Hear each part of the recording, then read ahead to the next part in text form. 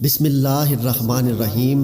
السلام علیکم دوستو، آج ہم آپ کو حضرت داؤد علیہ السلام کی قوم کا واقعہ بیان کرنے جا رہے ہیں کہ کس طرح سے انہوں نے اللہ کے حکم کی نافرمانی کی اور اس نافرمانی کی سزا کے طور پر ان پر عذاب نازل ہوا۔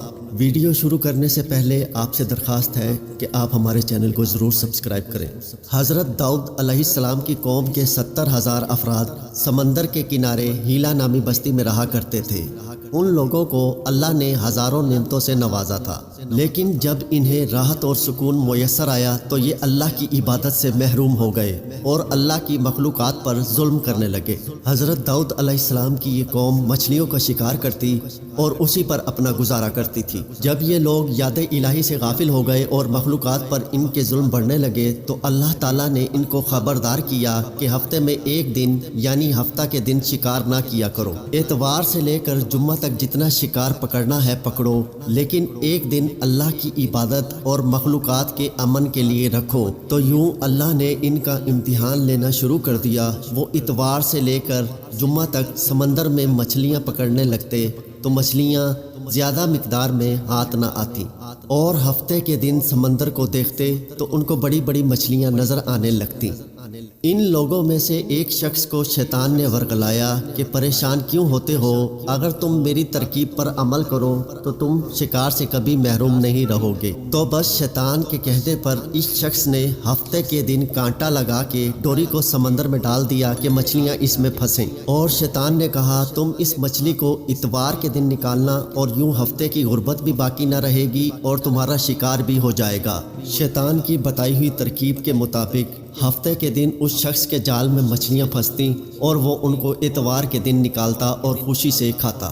جب آس پاس کے لوگوں نے پوچھا تو ان کو بھی یہی ترکیب بتانے لگا، اور یوں اس قوم کے کچھ لوگ ہفتے کے دن مچھلی پکڑنے کے لیے جال پھینکتے اور اتوار کے دن نکالتے، اور کچھ نے تو اس سمندر میں سے نالیاں بنا کے چھوٹے چھوٹے تالاب بنا دیے تاکہ اگلے دن جیسے ہی مچھلیاں یہاں سے گزریں تو ان تالابوں میں پھنس جائیں اور یہ لوگ اتوار کو ان مچھلیوں کو نکال کے پکا کے کھائیں۔ اس گاؤں میں کچھ اللہ کے خاص بندے بھی موجود تھے۔ جب انہوں نے ان لوگوں کو اس طریقے سے مچھلیاں پکڑتے دیکھا تو وہ کہنے لگے کہ یہ اللہ کے حکم کی سخت نافرمانی ہے۔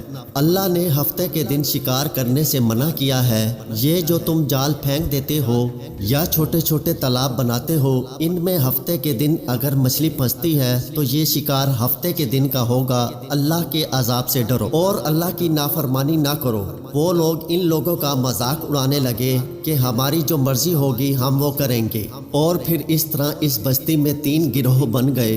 پہلے گروہ میں وہ لوگ شامل تھے جو ان نافرمان لوگوں کی بار بار اصلاح کرتے، دوسرے وہ لوگ تھے جو ان کے اس عمل سے نفرت تو کرتے لیکن خاموشی اختیار کرتے، اور تیسرے وہ جو گمراہ ہو کر اللہ کی نافرمانی کر رہے تھے۔ تو یوں جو گروہ نیک بندوں پر مشتمل تھا اور اس عمل کو برا سمجھتا تھا، اس نے اس بستی کے درمیان میں سے ایک دیوار کو کھڑا کر دیا اور یہ نافذ کیا کہ اللہ کی نافرمانی کرنے والے ایک طرف ہو جائیں اور ہم جو اللہ کے فرما بردار ہیں وہ ایک طرف رہیں گے۔ وہ سارے لوگ ان نافرمان لوگوں سے بار بار کہتے رہے، اے لوگو اللہ سے ڈرو۔ قوم سمود اور قوم لوط کا جو حشر ہوا اس کو یاد کرو، اللہ کی نافرمانی نہ کرو ورنہ تم کو بھی کوئی عذاب آئے گا۔ وہ سارے نافرمان لوگ جن کی تعداد تقریباً 12,000 تھی، وہ ان کی باتوں پر ہنستے رہے اور کہتے رہے کہ یہ سب تو کتابی باتیں ہیں، ہم پر کوئی عذاب نہیں آئے گا۔ بس جیسے ہی وہ گروہ 2 حصوں میں تقسیم ہو گیا، ایک وہ جو اللہ کے فرما بردار بندے دیوار کے اس طرف تھے اور دوسرے وہ جو نافرمان بندے دیوار کی دوسری طرف تھے، وہ نافرمان پوری رات ہنستے رہے اور مذاق اڑاتے رہے، اور وہ اللہ کے خاص بندے دیوار کے اس طرف والے اللہ سے معافی مانگنے لگے۔ جیسے ہی صبح ہوئی وہ نیک انسان اٹھے تو انہیں دیوار کے اس طرف سے کسی انسان کی آواز نہ آئی۔ وہ اس بات پر کافی حیران ہوئے کہ دوسری طرف سے کسی انسان کی آواز کیوں نہیں آ رہی، تو انہوں نے دیوار پر چڑھنے کا فیصلہ کیا تاکہ یہ معلوم کر سکیں کہ یہ کیا ماجرا ہے۔ جیسے ہی وہ دیوار پر چڑھے تو انہوں نے دیکھا کہ دیوار کی دوسری طرف کے سارے نافرمان لوگ بندر کی شکل میں تبدیل ہو چکے تھے اور بندروں جیسی حرکتوں کو انجام دے رہے تھے۔ پھر یہ نیک لوگ ان لوگوں کے پاس آئے جو بندر کی شکل اختیار کر چکے تھے۔ ان لوگوں میں سے جو ان کے رشتہ دار تھے انہوں نے کپڑوں سے اپنے اپنے رشتہ داروں کو پہچانا۔ جن لوگوں پر عذاب نازل ہو چکا تھا وہ چیخ کر رونے لگے اور اللہ سے معافی مانگنے لگے، لیکن جب اللہ کا عذاب آتا ہے تو وہ ہو کے رہتا ہے۔ وہ 12,000 لوگ جو بندر بن چکے تھے اور کچھ کھا پی بھی نہیں سکتے تھے، پھر یوں ہوا کہ وہ 3 دن کے بعد اسی عذاب میں آ کر مر گئے۔